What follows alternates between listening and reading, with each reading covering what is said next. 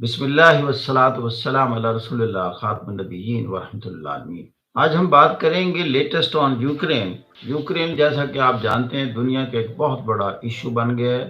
یہ نہ سمجھیے کہ یہ علاقائی کوئی ایشو ہے، یہ گلوبل امپیکٹ رکھے ہوئے ایک ایشو ہے اور دنیا میں ایک نئی کولڈ وار کا آغاز ہے۔ موجودہ یہ جو اٹیک ہوا ہے یوکرین پر، اس نے سوویت یونین ایرا کی جو کولڈ وار تھی، U S A and its western allies, بالکل اس کو ریوائیو کر دیا۔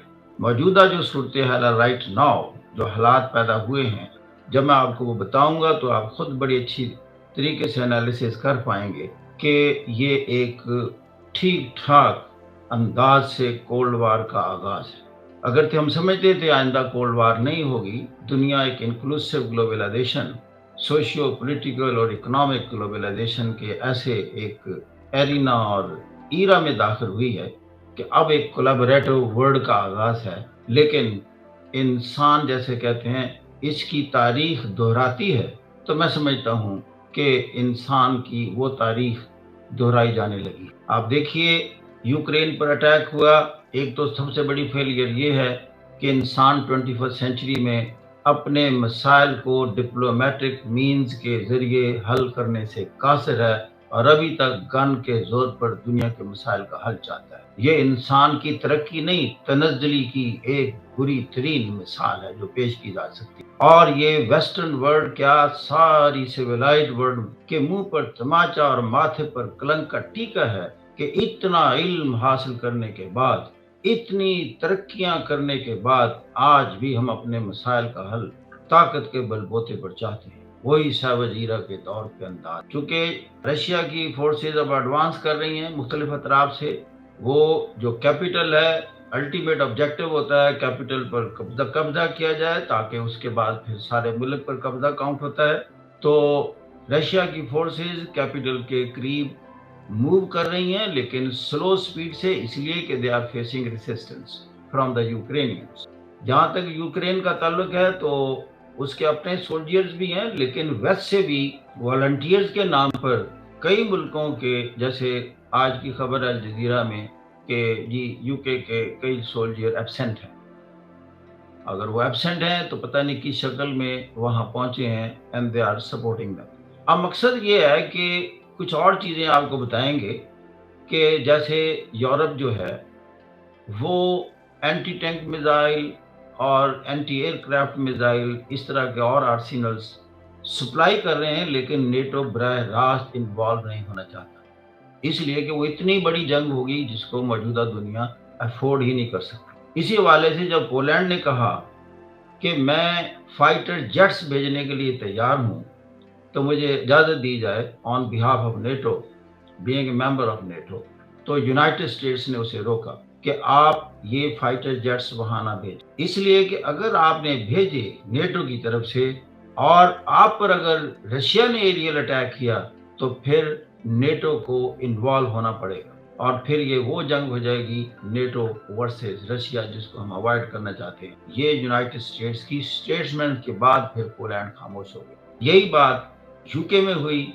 کہ جی آپ کچھ کریں، تو انہوں نے کہا کہ ہم ہیومینیٹیرین گراؤنڈز پر ان کی مدد جو کرنا ہے اس تک محدود رکھ رہے ہیں، اپنی جو بھی ایڈ ہے اور ہیلپ ہے، اس سے بیونڈ ہم نہیں جا رہے، اس لیے کہ نیٹو کو براہ راست کنفرنٹیشن میں لانا نہیں چاہتے۔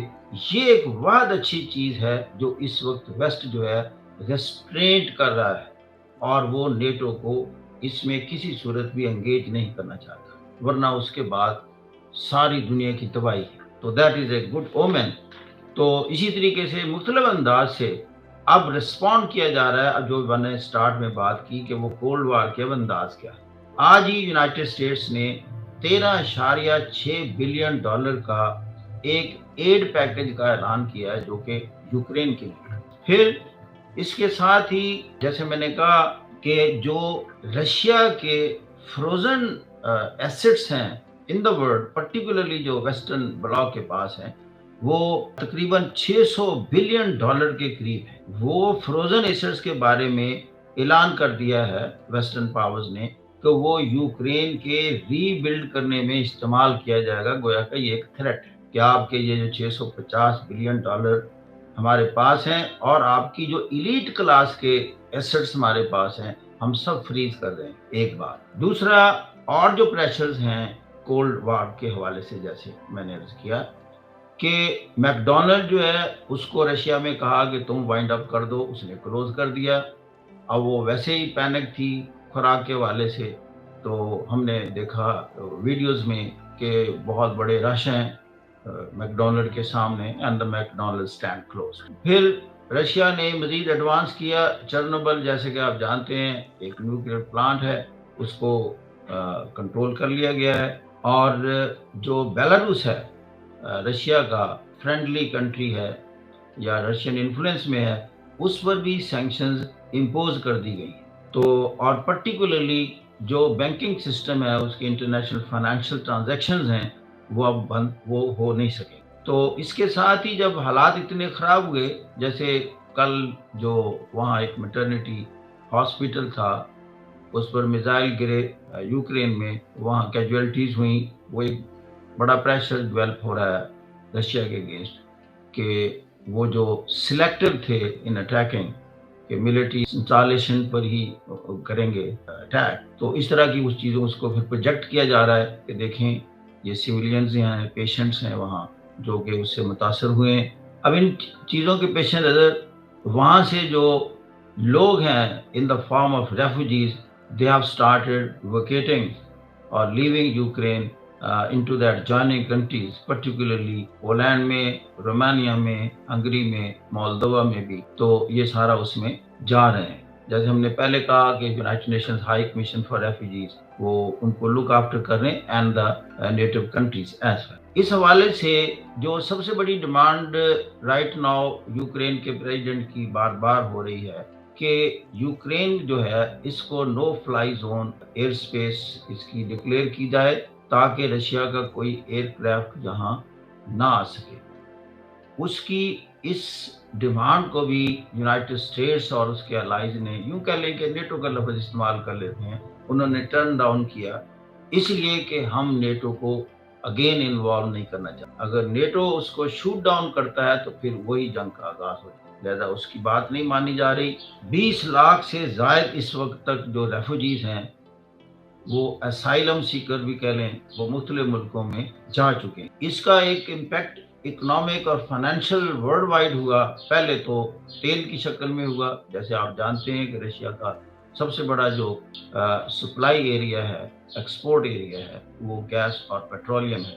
تو اسپیکولیٹرز نے ابھی، حالانکہ ایسٹرن یورپ کو گیس بند نہیں کی گئی جو رشیا سے جاتی ہے، لیکن اسپیکولیٹرز ان دنوں میں فوراً جو ہے جو پرائسز ہیں فیوچر کی اس کے بارے میں ڈکلیئر کر دیتے ہیں کہ وہ زیادہ ہوں گی۔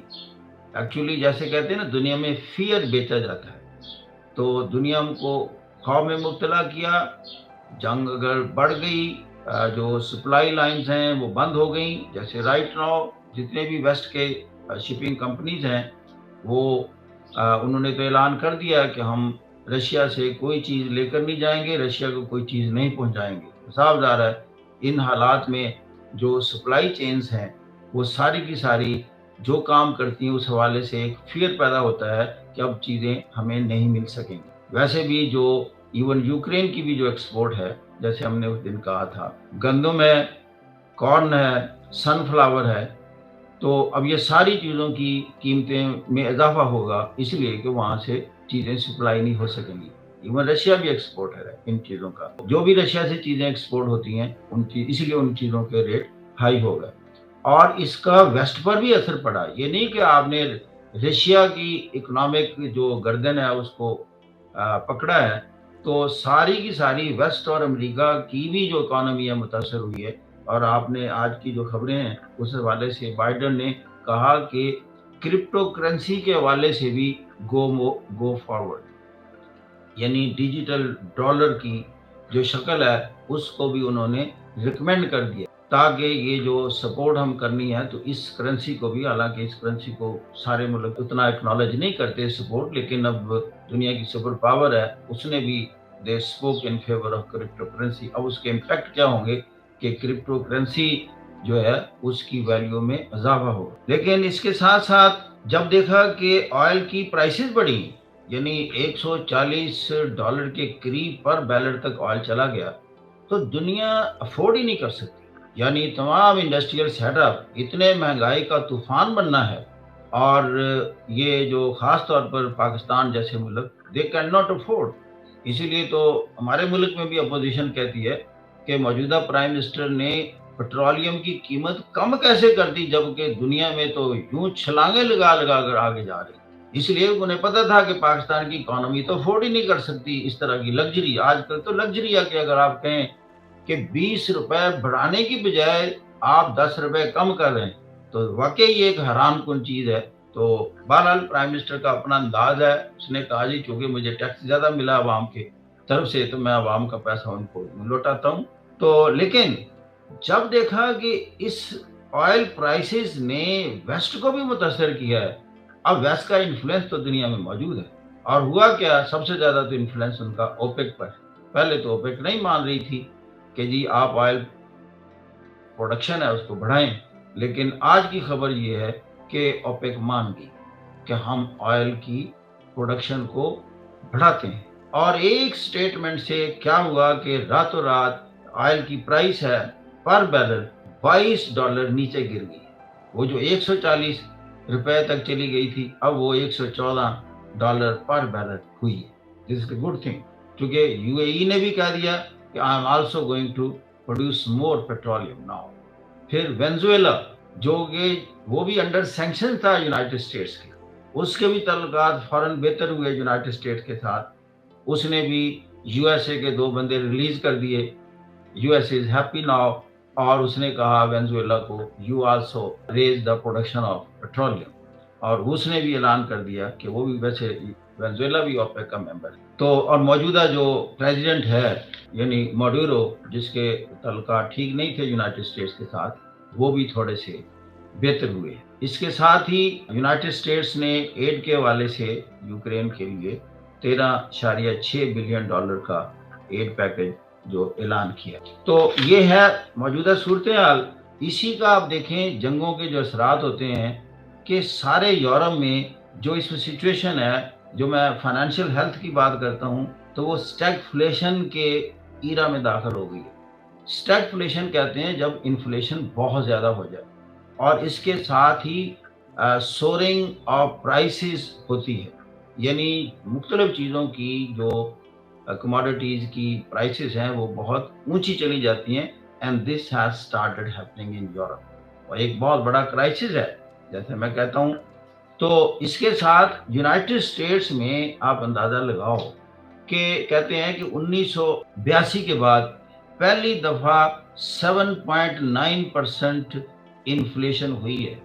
اس میں اتنا سٹیبل تھا یو ایس اے کہ اس کی چیزوں میں، یعنی ڈیکڑز کے حوالے سے چیزوں کی قیمتوں میں اضافہ کبھی نہیں ہوا. لیکن اس کا میں گلوبل امپیکٹ بتا رہا ہوں اس یوکرین وار کا، تو they have observe around 8% inflation rate, اور اسی طرح سارے ویسٹ میں ہے. تو دیز آر دا امپیکٹس. تو اب یہ ساری چیزیں تھیں. تو اس کے ساتھ ایوری باڈی از کانشیس کہ ابھی بھی کوئی ڈپلومیٹک مینز جو ہیں یا نیگوشیشن کے تھرو اس مسئلے کا حل کیا کیا جائے.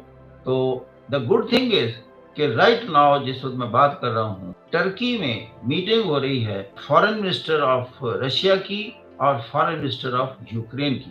تو یہ اب تک کی ہائی لیول کی فرسٹ میٹنگ ہے ڈپلومیٹک مینز کے ذریعے کہ اس مسئلے کا کوئی حل نکالا جائے. تو بہرحال جب ان سے پوچھا جاتا ہے تو وہ یوکرین کے جو فارن منسٹر ان کے الفاظ تھے کہ I am not that much optimistic about the results of this negotiation, but any way ایک چیز یہ بتاتی ہے کہ یہ محسوس کر رہے ہیں کہ حل اس کا جو ہے تھرو نیگوشیشن نکالنا چاہیے.